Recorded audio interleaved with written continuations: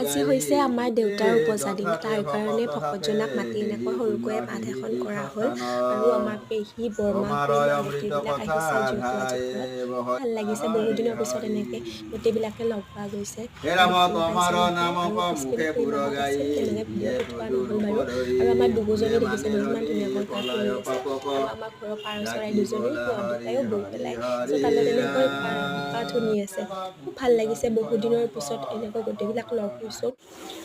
আৰু দেউতাৰ আজি যিহেতু উপজা দিন তো সকলোৱে আশীৰ্বাদ কৰিব দেউতাৰ দীৰ্ঘায়ু হওক ভালে থাকক কুশলে থাকক।